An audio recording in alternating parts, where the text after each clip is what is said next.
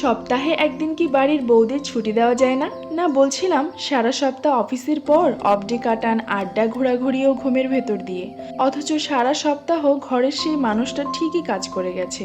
তার যে বিশ্রামের প্রয়োজন এটা কেউ চিন্তাই করে না।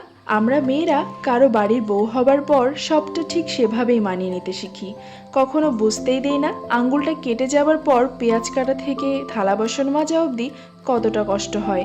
ঝাল বেটে সেই হাতে চুলায় রান্না করতে ঠিক কতটা জ্বালা পোড়া হয়, অথচ সেই মেয়েদেরকেই কিছু মানুষ এসে বলবে সারাদিন কি এমন কাজ করো। হ্যাঁ, মেয়েদের কাজের যদি স্যালারি দিতে হতো তাহলে এই মানুষগুলা এসে বলতো থাক থাক, তোমার এই কাজ করতে হবে না, আমিই না হয় করে নিচ্ছি, তুমি কাজটা করে দিলে তো আবার এক্সট্রা পেমেন্ট নেবে।